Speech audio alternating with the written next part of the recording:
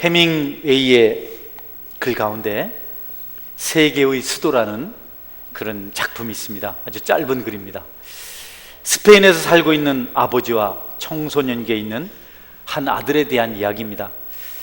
이들 부자는 관계가 좋지 않아서 자주 격론했습니다. 결국 아들이 견디지 못하고 집을 나갔습니다. 아버지는 불순종하고 집을 나간 아들을 찾기 위해서 애를 쓰지만 찾을 수가 없었습니다. 자주 아들의 얼굴이 스쳐갑니다.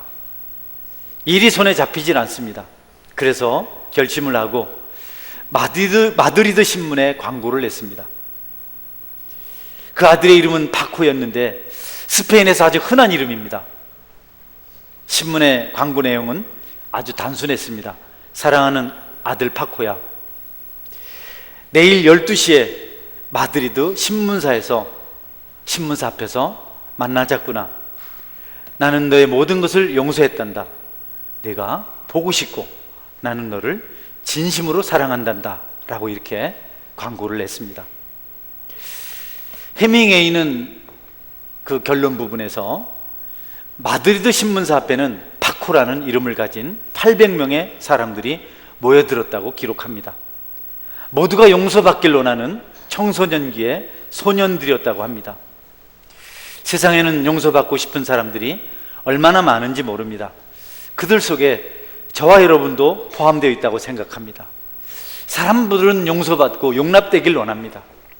자기가 비록 부족하고 연약하지만 그래도 누군가가 자기를 수용해주고 자기의 허물을 용서해주기를 기다리며 살아갑니다. 어떤 사람들은 자신이 지은 죄가 너무 커서 용서의 영역을 넘어서 용서받을 자격이 없다고 느끼기까지 한다고 합니다. 나 같은 죄인은 자격이 없습니다. 나 같은 죄인은 죽어야 합니다 라고 말하면서도 매일매일 용서를 기다리며 하루하루 삶을 연장해 간다고 합니다. 용서는 사람이 하는 것이 아니고 우리 주님께서 하시는 것이라서 주님의 십자가를 가리켜 복음이라고 말합니다. 기쁜 소식. 우리 주님께서는 이 땅의 죄인들을 용서하시려고 자신의 목숨을 십자가의 대속물로 던지셨습니다. 살찌시고 피 흘려서 그 피로 우리가 용서받기를 원하셨습니다. 예수님을 믿는 것, 그분의 피 공로를 의지하는 것 외에는 용서받을 길을 우리가 찾을 수가 없습니다. 그래서 우리가 용서의 주체는 땅에 있는 무엇이 아니고 우리 자신이 아니고 사람이 아니고 예수님이라고 말합니다. 여러분, 용서 없이 살아갈 수 없는 허물 많은 우리에게 예수님이 구원자가 되어주셨고 지금도 말씀하십니다. 내 죄를 용서할 수 있고 너를 온전케 할 수 있고 너를 풍성하게 할 수 있는 것은 내가 유일하다. 여러분이 그 주님의 음성을 들으시고 주님을 통해서 허물과 죄를 씻음받고 용서받는 은혜가 있기를 축원합니다. 복음이란 우리 십자가의 주님, 그분께서 행하신 일을 믿고 구원받게 되는 것을 복음이라고 합니다. 가스펠, 기쁜 소식이라는 뜻입니다. 한 번은 베드로가 형제의 잘못을 몇 번이나 용서해야 하는지를 질문했습니다. 마태복음 18장 21절 말씀인데요, 그때 베드로가 나와 이르되 주여, 형제가 내게 죄를 범하면 몇 번이나 용서하여 주리까? 7번까지 하오리까? 예수께서 이르시되 내게 이르노니 7번뿐 아니라 70번을 70번까지라도 할지니라 고 말씀하셨습니다. 주님의 용서가, 주님의 십자가가 무한한 사랑을 담고 있음을 가르쳐주고 있는 말씀입니다. 예수님 앞에 나온 자들을 예수님은 아무도 내어쫓지 않습니다. 용서를 기대하는 자들에게 용서의 은혜를 베풀어 주십니다. 그가 누구든지 중심으로 주님께 무릎을 꿇고 용서를 구하는 그 측은신 국률의 마음이 있다면 주님께서는 용서하시고 그 죄를 다시 기억지 아니하신다고, 동의서에서 본 것처럼 그렇게 하시겠다고 말씀하셨습니다. 히브리서 8장 11절도 12절도 이와 같은 약속의 말씀을 잘 우리에게 들려주고 있습니다. 내가 그들의 불의를 긍휼히 여기고 그들의 죄를 다시 기억하지 아니하리라 하셨느니라. 여러분, 인생은 용서가 없으면 평안을 누릴 수 없는 연약한 존재입니다. 매일매일 용서를 양식처럼 먹고 살아가야 될 그런 존재입니다. 주님께서 이 용서의 은혜를 십자가에서 완성하셨고 누구든지 용서받고 풍성한 삶을 살아가라고 말씀하고 계십니다. 로마서 5장 8절 말씀은 이렇게 기록합니다. 우리가 아직 죄인 되었을 때에 그리스도께서 우리를 위하여 죽으심으로 하나님께서 우리에게 대한 자기의 사랑을 확증하셨느니라. 얼마나 우리를 사랑하셨는지, 우리를 은혜 가운데 살게 하시려고, 죄인인데 죄 없는 자가 되어서 하나님 백성 되게 하시려고 예수님께서 친히 십자가에 죽으셨다고 말씀하고 있습니다. 삶을 살아가는 동안 우리를 염려하게 하는 것들이 참 많이 있는데, 그런데 그 중에 대표적인 것이 죄입니다. 범죄입니다. 그래서 우리의 염려의 원인은 외적인 것에 있지 아니하고 내적인 것에 있다고 성경은 말씀합니다. 주님에 대한 기도의 응답은 외적인 풍요를 주는 것이 아니고 내적인 풍요를 주시는 건데, 그것은 바로 평강입니다. 우리 내면에 하나님의 평강이 많은 순간 우리는 죄짐을 벗어 던질 수가 있고 우리는 자유할 수가 있습니다. 물론 삶에 필요한 여러 가지 것들이 부족할 때 우리가 근심하고 염려하게 되는데, 우리 주님은 그러지 말라고, 그런 거 다 해결해 줄 거라고. 정말 중요한 것은 우리 영혼이 하나님 의지하고 하나님의 평강 가운데 살아가고 있느냐 하는 것이라고 말씀하십니다. 우리 물질 없으면 힘들잖아요. 우리가 건강이 약하면 힘들잖아요. 세상에서 권력이 없으면 얼마나 구박받고 삽니까? 지식이 없어도 그렇고. 그러나 성경은 그런 문제가 아니라고, 너희들 영혼 속에, 너희들 내면에 평강이 있느냐고 질문을 하십니다. 여러분, 외적인 조건을 확실하게 하심으로 여러분이 어떻게 만족한 삶을 살아가려는 노력을 하기보다는 여러분 영혼 속에 하나님 평강이 임하여서 그것 때문에 늘 감사하고 기뻐하고 즐거워하고 또 은혜 가운데 살아가시는 은혜가 있기를 바랍니다. 잠언 17장 1절 말씀은 이렇게 말씀하고 있습니다. 마른 떡 한 조각만 있고도 화목하는 것이 제육이 집에 가득하고도 다투는 것보다 나으니라. 잠언 15장 13절입니다. 마음의 즐거움은 얼굴을 빛나게 하여도 마음의 근심은 심령을 상하게 하느니라. 그러니 여러분, 외적인 조건들을 완성시키려고 애쓰지 말고 여러분 내면에 평강의 은혜가 찾아올 것들을 찾아서 그것들을 구하는 은혜가 있기를 바랍니다. 믿음을 구하십시오. 경건한 사람을 만나십시오. 믿음의 비밀을 가진 사람들과 여러분의 영적 비밀을 나누십시오. 그래야 행복할 수 있습니다. 돈 찾고 명예 찾고 권세 찾고 지식 찾고 그런 거 찾다가 불행해지는 일이 우리에게 있어서는 안 되겠습니다. 가장 좋은 것은 같이 하나님의 평강을 가지고 믿음의 길을 걸어가는 것입니다. 그래서 사도 바울은 오늘 본문 말씀에 아무것도 염려하지 말고 다만 모든 일에 너희 구할 것을 감사함으로 하나님께 아뢰라. 그리하면 모든 지각에 뛰어난 하나님의 평강이 너희 마음과 생각을 지키시리라. 이렇게 말씀하고 계십니다. 하나님은 기도하는 자들의 그 중심을 살피시고 그들의 생각과 마음을 지키시는 평강을 허락해 주시겠다고 약속하셨습니다. 그것이 하나님의 응답이라고 말씀하십니다. 만약에 여러분들이 기도할 때 마음의 평강이 찾아왔고 환경은 아직 그대로 있을지라도 그 평강이 하나님의 응답인 것을 믿고 그대로 순종하면 보이는 문제들도 해결된다는 사실을 믿으시기를 바랍니다. 할렐루야. 그러나 외적으로 어떤 문제들이 잘 해결되고 있는 것 같지만 마음에 근심이 있고 걱정이 있고 염려가 있으면 아직 우리에게 은혜의 때가, 축복의 때가 찾아온 것은 아닙니다. 앞서 말씀드린 대로 사람이 근심하게 되고 염려하게 되고 불안하게 되는 가장 큰 원인은 죄입니다. 여러분 오해하지 마십시오. 나는 돈이 없어서 걱정이에요. 나는 명예가 없어서 세상의 쾌락을 누리지 못해서 부유하지 못해서 걱정이에요. 그것이 근심입니다. 그것이 염려입니다. 예, 여러분의 말이 틀리다는 뜻은 아니고 하나님은 그 단계를 넘으셔서 너희들의 염려의 근원은 죄라 이렇게 말씀하세요. 죄의 노예가 된 사람은 평안을 얻을 수가 없고 평안이 없는 사람은 염려 근심 가운데 살 수밖에 없습니다. 자신만 힘든 것이 아니고 타인에게도 힘들게 만듭니다. 그 죄 때문에 다른 사람들도 곤란하게 만듭니다. 죄는요 사람의 영혼을 볼모로 잡습니다. 우리가 죄를 지으면 잽싸게 들어와서 제일 먼저 점령하는 것이 우리 마음입니다. 마음 중심에 영혼을 딱 붙들고 거기서부터 우리의 평강을 갉아먹기 시작합니다. 우리 속에 있는 여러 가지 좋은 것들을 하나둘 강탈해 갑니다. 강도죠, 강도. 죄를 심어놓고 마귀가 죄를 붙들고 들어와서 우리 속에 있는 좋은 것들을, 하나님의 비밀들을 하나하나 훔쳐갑니다. 마지막엔 우리가 평강을 잃게 되고 고통 가운데 살게 되는데, 거기서부터 썩은 냄새가 납니다. 무덤에 묻힌 지 나흘이 되었나이다. 썩어서 냄새가 납니다 라고 마르다가 예수님에게 대답했던 것처럼, 평강을 상실하고 우리 중심 염려로 고민하게 되면, 근심하게 되면 거기서부터 악취가 나는 거죠. 지난 봄철쯤 됐나요? 꽃게땅이 먹고 싶어서 아내와 함께 꽃게를 사러 갔습니다. 농산물 시장에 가서 꽃게를 사왔어요.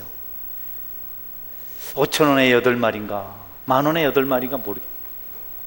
한 마리 더 달라고 내가 자꾸 그랬죠.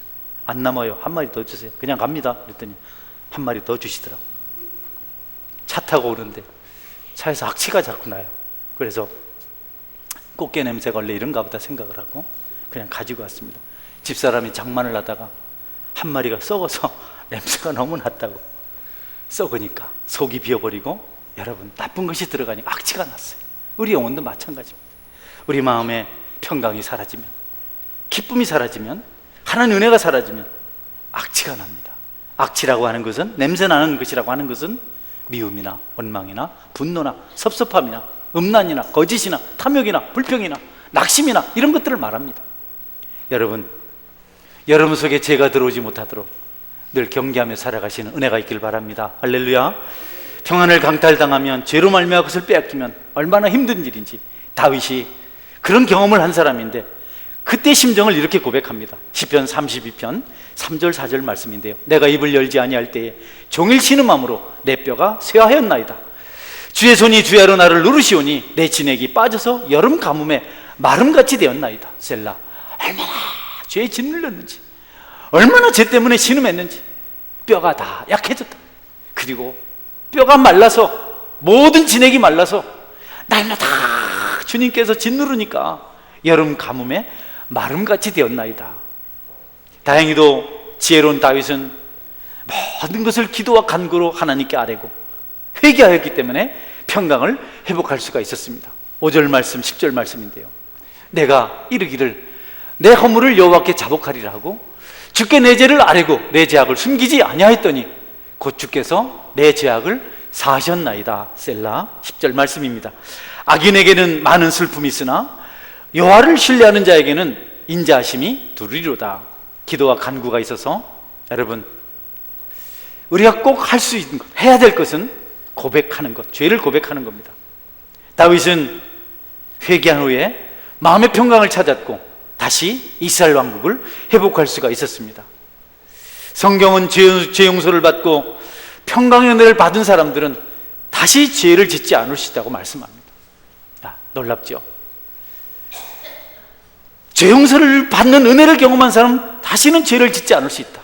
왜냐하면 주님의 은혜를 받은 사람은 죄 짓는 데서 오는 기쁨이나 즐거움, 쾌락이 너무 시시하다는 거죠. 그 뒤에 찾아오는 피폐함을 알기 때문에 절대로 죄의 노예가 되지 않는다는 겁니다. 성경은 그와 같은 사실을 얼마나 자주 말씀하시는지 모릅니다. 예루살렘에 있는 양문 곁에 히브리 말로 베데스다라고 하는 연못이 있었습니다. 그곳에는 행각 5이 있었고 그 행각에는, 그 누각에는 병든 자들이 가득하게 모여 있었다고 합니다. 전해 내려오는 이야기, 가끔 천사들이 이 베데스다 못, 치료의 못에 내려와서 연못물을 흔들어 놓는다 그래요. 파장이 일어날 때 누구든 제일 먼저 탁 떠드는 순간 모든 병이 고쳐진답니다. 할렐루야. 아멘을 안 하시네. 모든 병이 한 번에 고쳐진다는데 1등으로 들어가기만 하면. 그래서 사람들이 다, 병 걸린 사람이 다 거기 와서 기다리고 있는 겁니다. 물이 동할 때까지. 그렇게 환자들만 모여있는 곳에 예수님이 방문하셨어요. 거기 38년 된 병자가 있었는데 예수님께서 그에게 묻습니다. 내가 낫고자 하느냐? 네, 내가 연못에 들어가야 하는데 나보다 다른 사람이 먼저 들어갑니다. 난 낫고 싶지만 사람들이 나를 배려하지 않습니다. 이 중에서 내가 병이 제일 중한데 사람들은 멀쩡한 사람, 다리 조금 아픈 사람이 먼저 들어가서 내게는 기회가 없습니다. 나는 정말 낫고 싶은 소원이 있습니다. 근데 되질 않습니다. 예수님께서 그를 불쌍히 여기셔서 내 자리를 들고 걸어가라. 38년 된 병자가 누워있다가 지금까지 자기가 짊어지고 있던 자리를 들고 일어나서 걸어갑니다. 그런데 얼마 후에 예수님께서 그 사람을 만났을 때 하신 말씀이 다시는 죄를 범하지 말라 했습니다. 요한복음 5장 14절입니다. 그의 예수께서 성전에서 그 사람을 만나 이르시되 보라 내가 나왔으니 더 심한 것이 생기지 않게 다시는 죄를 범하지 말라. 여러분, 육체의 질병을 고침받고 하나님의 은혜를 받은 사람은 다시는 죄를 지어서는 안 됩니다. 정말 주님의 은혜를 알고 사랑을 아는 사람은 죄를 지을래야 지을 수가 없습니다. 오늘 이곳에 계신 여러분, 큰 죄든 작은 죄든 짓지 않는 은혜가 있고 혹 넘어졌을 때 회개하시는 겸비함이 있기를 주님의 이름으로 축원합니다. 또 다른 사람 있죠. 가늠하다 붙잡힌 년, 돌에 맞아 죽을 위치에 있습니다. 사람들이 돌을 들어 죽이려고 할 때 예수님께서 죄 없는 자가 돌로 쳐라. 한 사람도 돌로 칠 수 있는 자격을 가진 사람이 없었습니다. 다 돌을 버려두고 떠나갔습니다. 아무도 여인을 정죄할 수가 없었습니다. 예수님 묻습니다. 누가 정죄하더냐? 아니요, 나도 너를 정죄하지 않는다. 가서 다시는 죄를 범하지 말아라. 요한복음 8장 10절 11절인데요 이건 같이 한번 읽어볼까요? 읽습니다. 예수께서 일어나서 여자 외에 아무도 없는 것을 보시고 이르시되 여자여 너를 고발하던 그들이 어디 있느냐? 너를 정죄한 자가 없느냐? 대답하되 주여 없나이다. 예수께서 이르시되 나도 너를 정죄하지 아니하노니 가서 다시는 죄를 범하지 말라 하시니라. 여러분, 죄를 반복하는 것은 하나님을 만으로 여기는 것입니다. 절대로 용서해 주는 하나님을 그 은혜를 빌미로 해서 죄를 반복해서 지어서는 안 됩니다. 혹 여러분 중에 반복되는 죄를 은연중에 범하고 있는 분 계시다면 나쁜지는 알지만 심각한 것이 아니라서 계속해서 그냥 습관처럼 행하는 분이 있다면 하나님의 은혜를 경험한 경건한 사람은 그럴 수 없다는 사실을 오늘 깨달으시고 여러분 작은 죄라도 범하지 않는 은혜가 있기를 주의 이름으로 축원합니다. 그래 마음의 평강이 찾아오고 삶의 재미가 있고 여러분 고통 중에도 이겨낼 수 있는 힘을 우리가 갖게 되는 겁니다. 대표적인 사람이 베드로죠. 베드로는 예수님 잡히시는 날 대제사장의 뜰에서 그 타오르는 모닥불 앞에서 예수님 모른다고 3번이나 부인했습니다. 그리고는 그는 통곡합니다. 그가 3번째 부인했을 때 새벽닭이 2번 웁니다. 베드로는 예수님께서 하신 말씀이 생각났습니다. 네가 닭 2번 울기 전에 나를 3번 부인하리라. 그는 슬피 울었습니다. 마가복음 14장 71절 72절인데요 그러나 베드로가 저주하며 맹세하되 나는 너희가 말하는 이 사람을 알지 못하노라 하니 닭이 곧 2번째 울더라. 이에 베드로가 예수께서 자기에게 하신 말씀 곧 닭이 2번 울기 전에 내가 3번 나를 부인하리라 하심이 기억되어 그 일을 생각하고 울었더라. 전에 내려온 이야기입니다. 베드로는 닭이 울 때마다 눈물을 흘렸다고 합니다. 사람이 달라진 거죠. 그렇게 예수님을 모른다고 부인하고 견디지 못해서 갈릴리 호수에 가서 배를 띄고 그물을 치고 고기를 잡습니다. 그렇게 하면서 죄짐을 덜어보려고 애를 씁니다. 안 되죠. 죄가 그렇게 해서 없어지면 얼마나 좋겠어요.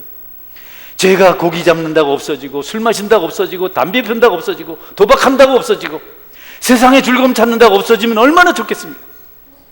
죄는 그럴수록 더 반갑게 우리를 찾아와서 우리 양심을 붙들고 우리를 넘어지게 하지 않습니까? 베드로는 여전히 괴로워 앓고 있을 때 부활하신 예수님께서 찾아오셨습니다. 한마디도 베드로를 뭐라고 안 하셨습니다. 한마디도 꾸짖지 않았습니다. 비평하지 않았습니다. 정죄하지 않으셨습니다. 베드로의 사랑을 확인했습니다. 내가 나를 사랑하느냐? 내가 나를 사랑하느냐? 내가 나를 사랑하느냐? 내 양을 먹이라. 내 어린 양을 치라. 이렇게 말씀하시고 사명을 주셨습니다. 여러분, 용서받은 자에 대한 주님의 응답은 평강 다음의 사명입니다. 여러분이 교회를 위해서 무언가를 봉사할 수 있다면, 직분을 받았다면 하나님께서 용서하시고 주신 소중한 직분인 것을 기억하시고 그 직분을 잘 감당하시기 바랍니다. 할렐루야.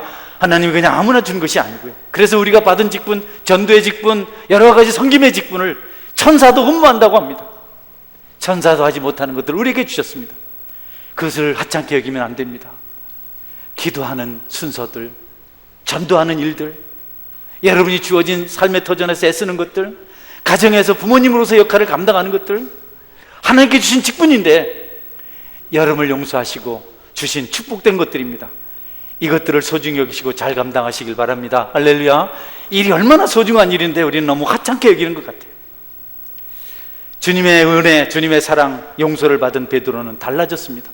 그날 이후로 십자가를 짊어지고 살면서 복음을 전하다가 결국 바다가 보이는 언덕에서 십자가에 거꾸로 달려 죽었다는 그런 이야기가 성경에는 없지만 전해내려고 있습니다.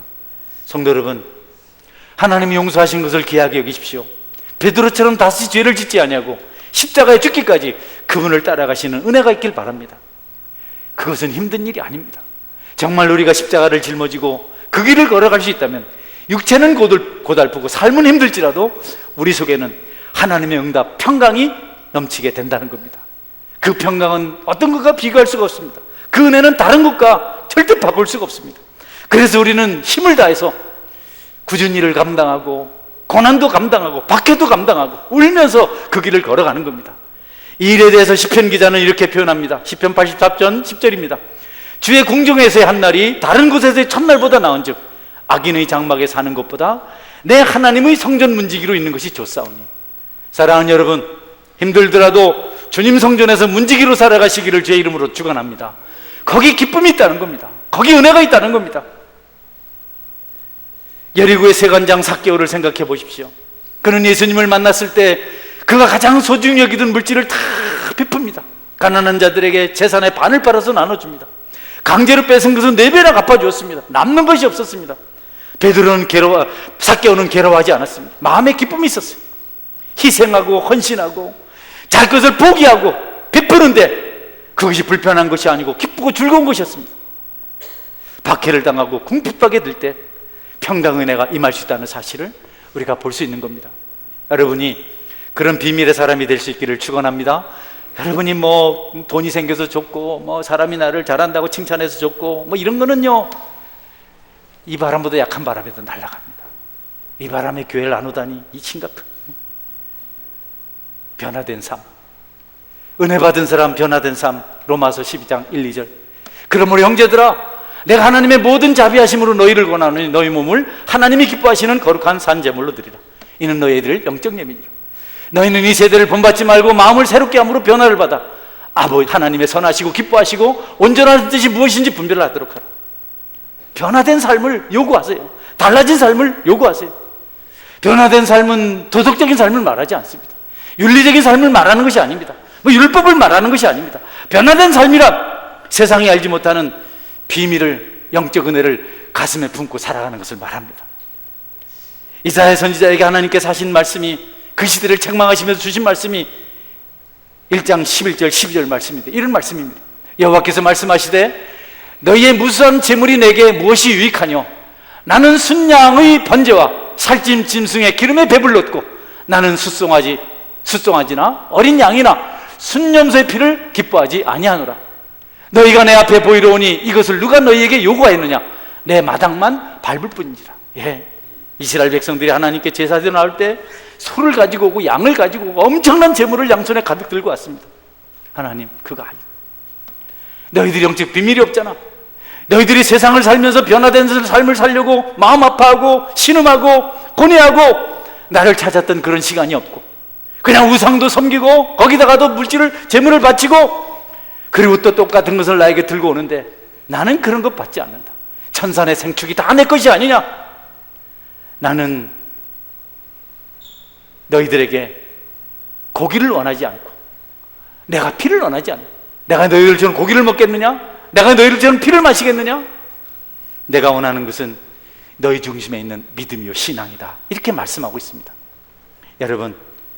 여러분이 세상을 살면서 주님 때문에 어려움을 당하고 주님을 앙망하게 되고 고뇌하게 될 때 하나님께서 여러분을 연락하시는 축복이 있는 줄 믿으시길 바랍니다. 일주일 내내 하고 싶은 거 다 하고 뭐 교회 그냥 성경 찾아서 들고 와가지고 뭐 앉아 있으면 하나님이 마당만 밟지 말아라 이렇게 하십니다. 마당만 밟지 말아라. 한 번 나 때문에 울어봤냐? 나 때문에 고난을 당해봤냐?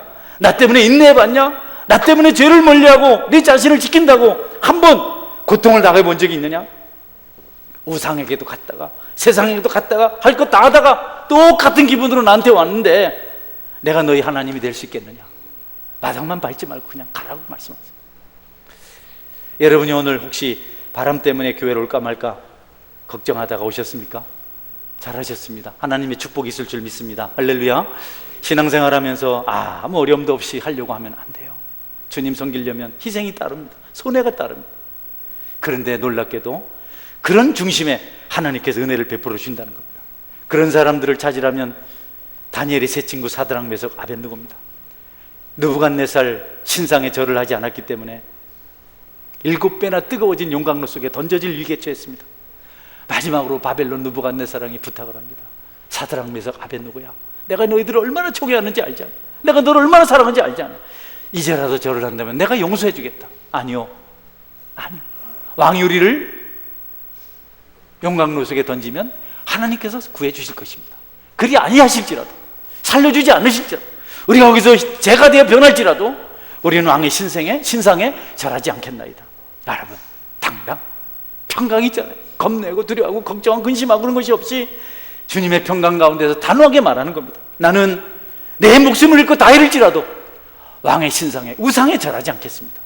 여러분, 그들이 용광로 던져졌으나 하나님께서 그들을 지키시고 평강이 그 속에 있는 사람들을 머리카락 하나 불타지 않도록 그들을 살려내셨다고 성경은 말씀하고 있습니다. 오늘 여러분에게도 그런 평강의 은혜, 담력의 은혜가 있기를 주의 이름으로 축원합니다. 하나님이 더 많은 것으로 채워줄 것을 믿으시기를 바랍니다. 한번 주님에서 그렇게 살아보십시오. 우리 조상들이 그렇게 살다 가셨는데 왜 우리는 못합니까? 그분들은 피 흘리셨는데 왜 우리는 그런 걸 안 하려고 합니까? 그분들은 예배를 사모해서, 하나님 말씀을 사모해서 십리를 걷고 20리를 걸었는데 우리는 그 은혜만 먹고 있고 후대에게 물려줄 은혜를 쌓고 있지 않잖아요. 여러분, 자꾸 나만 뭐라 하지 말아요. 목사님 설교 좀 잘해서 이런 말도 필요하지만 그런 말 하지 마세요. 여러분, 일주일 내내 혼자 막 아무거나 하다가 나도 어떻게 해봐라, 내가 뭐 코미디입니까? 내가 무슨 배웁니까? 여러분이 정말 한 줄 동안 주님 뜻대로 살려고 애쓰고 가슴 졸이고 굶고 핍박받고 그러다가 이 날을 기대하다, 이 시간을 기대하다 오면 설교가 무슨 소용이 있겠어요? 주님 만난 그 자체가 은혜 아니겠습니까? 할렐루야. 예전에 제가 전도사로 있을 때 늘 겨울에 이렇게 보자기를 이렇게 좀 메고 오는 분 계세요. 머리를, 여자분인데 그때부터 40대 중반쯤 됐을 텐데 빡빡 깎았어요. 왜 그러냐 물어봤더니 남편이 군대 장교 출신이라, 장교 출신 조심해 있대. 그럼 교회 간다고 두 분이 정규점을 했는데 날마다 행포를 부리는 겁니다. 교회 가지 말라고 막 그냥. 근데 이분은 너무너무 예배가 좋아가지고 한 번은 남편이 막 와서 교회 가서 막 끌고 가가지고 머리를 가위로 다 깎았어요. 그래도 그거를 쓰고 교회를 왔어요. 그분은 뭐 울다가 가요. 울다가 앉아서 처음부터 끝까지 울다가. 여러분이 죄로부터 구별된 변화된 삶을 사모하고 주님을 앙망하면 하나님께서 여러분 심령에 평강의 은혜를, 천대까지 이르는 축복을 베풀어 줄 것입니다. 그런 믿음의 삶을 살아가시기를 제 이름으로 축원합니다. 그거를 우리가 하나님께서 원하시는 것인 줄 알아야 돼요. 사람들이 좋아하는 그런 액션이 아닙니다. 멋진 찬양, 그냥 막 코러스 이런 거 아닙니다. 화려한 옷 입은 사람들은 왕궁에 있습니다. 왜 광야에 오셨습니까? 왜 예배드리 오셨습니까? 하나님 만나기 위한 것 아닙니까? 그러면 우리가 만날 수 있는 준비를 하고 살아야 돼요. 비밀이 있어야 됩니다. 그들과 다른 영적 갈망이 우리 속에 있어야 됩니다. 우리는 잠새처럼 그냥 지저귀는 그런 노래를 부르는 것이 아니고, 우리 심령에 주님이 너무 좋아서, 너무 감사해서 눈물로 부르는 찬송을 불러야 됩니다. 우리는 곡조를 못 맞춰도 괜찮습니다. 가사가 한두 대 틀려도 괜찮습니다. 그런 우리를 보고 사람들이 무식하다고 말할 겁니다. 그래도 우리는 영으로 찬양하는 사람이 되어야 합니다. 우리의 찬양이 그렇게 되기를 주의 이름으로 축원합니다. 눈물이 있어야 될 거 아니에요.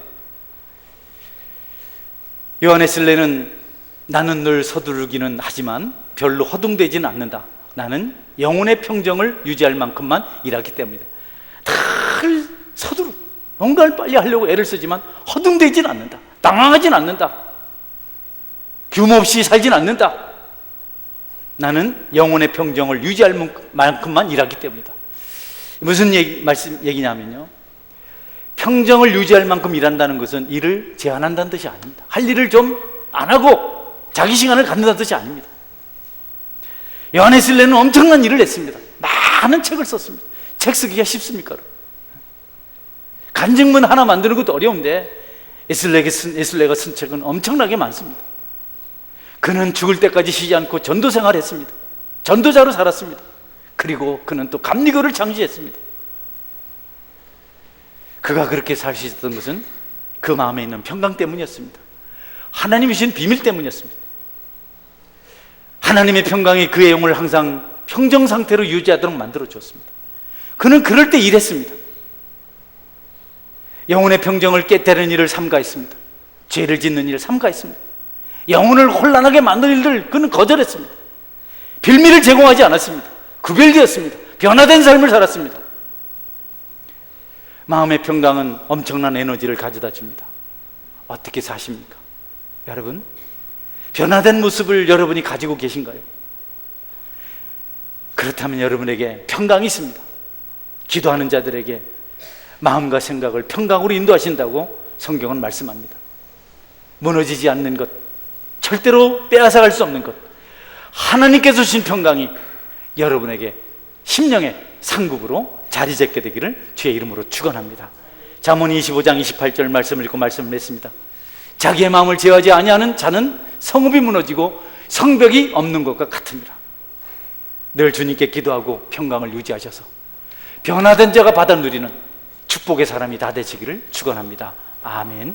기도하겠습니다. 하나님, 내가 비밀 있는 사람으로 살게 하여 주옵소서.